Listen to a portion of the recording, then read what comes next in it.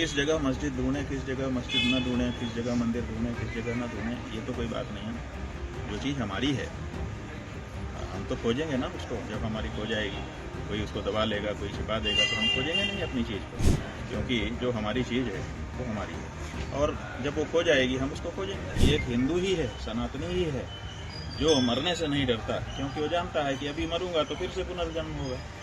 डरें वो लोग जिनकी ये अंतिम जिंदगी है।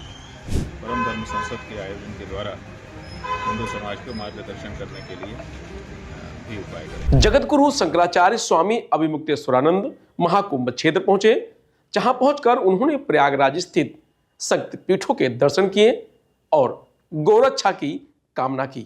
इसके साथ ही शंकराचार्य ने कुंभ में मिल रही आतंकी धमकी, पाक अधिकृत कश्मीर, धर्म संसद और मोहन भागवत के बयान पर प्रतिक्रिया दी। प्रयाग आए हैं और यहाँ के जो क्षेत्र देवता हैं उनकी पूजा, ये दर्शन, उनका आशीर्वाद दे रहे हैं।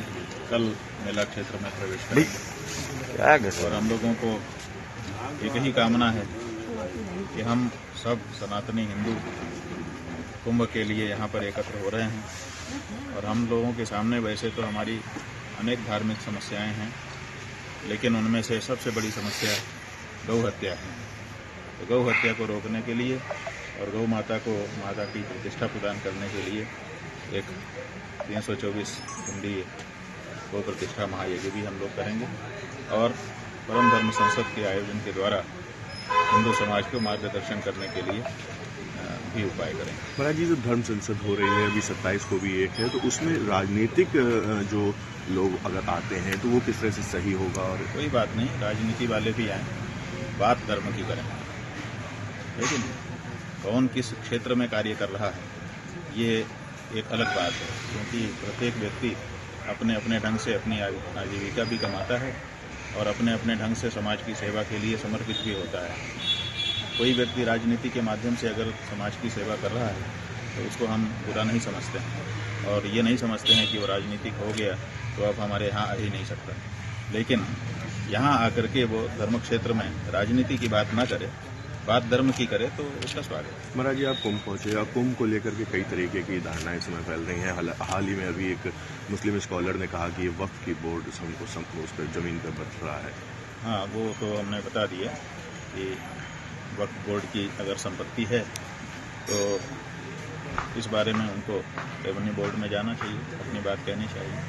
जिसकी ज़मीन होती है वो अपना न्यायालय में जा करके उद्घोषणा करवा लेता है, डिक्लेरेशन का सूट दाखिल करना पड़ता है, अथवा दूसरी भी कार्यवाहियाँ वो करना चाहिए। वक्तव्य देने से तो कोई ज़मीन किसी की नहीं हो जाती है, उसके लिए तो प्रमाण प्रस्तुत करना पड़ता है। करें, अगर उनकी होगी उनको दे दी जाएगी, हमारी होगी हमको दे दी जाएगी। ये जो बात है न्याय की है और यही बात हम उन मस्जिदों के बारे में कह रहे हैं कि भाई हमारी है और हम न्यायालय में जाकर के प्रमाण दे रहे हैं। जैसे हम वो प्रमाण दे रहे हैं वैसे ही उनको भी अगर कोई दावा उनका है तो उसके लिए प्रमाण देना चाहिए। हाल ही में मोहन भागवत ने एक बयान दिया, उन्होंने कहा कि हर जगह मस्जिद ढूंढना ठीक नहीं है और हमें शांत बैठ जाना चाहिए। नहीं, किस जगह मस्जिद ढूंढें, किस जगह मस्जिद न ढूंढें, किस जगह मंदिर ढूंढें, किस जगह न ढूंढें, ये तो कोई बात नहीं है ना। जो चीज़ हमारी है हम तो खोजेंगे ना उसको। जब हमारी खो जाएगी, कोई उसको दबा लेगा, कोई छिपा देगा, तो हम खोजेंगे नहीं अपनी चीज़ को।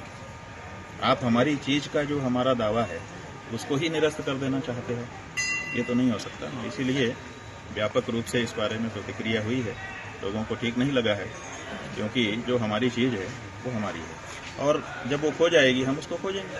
कुंभ को लेकर महाराज जी धमकी भी आ रही है, कहा गया कि हिंदुओं का ये आखिरी कुंभ होगा और स्नान के दिन वो कुछ ऐसा कर सकते हैं, उसको भी देखिए, पुराने ज़माने में इतिहास साक्षी है, लाखों की संख्या में हमको मार दिया गया, मीनारें बनाई गई लोगों के द्वारा कि हिंदू हो काट दिया जाएगा, हिंदू हो काट दिया जाएगा। ठीक है, हिंदू धर्म खत्म हो गया, कुंभ पर्व समाप्त हो गया। इसलिए कोई ये कहे कि हमको मार देगा और ये पर्व समाप्त हो जाएंगे, ये हिंदू उत्सव समाप्त हो जाएंगे, तो ये नहीं है। हम इस बारे में नहीं रखते हैं। सच बात ये है कि एक हिंदू ही है, सनातनी ही है, जो मरने से नहीं डरता, क्योंकि वो जानता है कि अभी मरूंगा तो फिर से पुनर्जन्म होगा। डरें वो लोग जिनकी ये अंतिम जिंदगी है। जो कहते हैं ये आखिरी जीवन है, इसके बाद कोई जीवन नहीं है, जो कुछ करना है कर लो, वो लोग डरे। हम तो अभी मरेंगे, फिर दूसरा जन्म लेकर के फिर से जैसे के तैसे खड़े हो जाएंगे, हमें क्या डरना है। एक आखिरी प्रश्न महाराज जी, रामभद्राचार्य जी ने कहा कि पाक अधिकृत कश्मीर हमको मिल जाए, ऐसी दक्षिणा हमें मिलनी चाहिए, गुरु दक्षिणा मिलनी चाहिए। कौन देगा ये गुरु दक्षिणा? तो जिसने कब्जा किया है वही दे सकता है, जिसके पास जो चीज होती है वही देता है।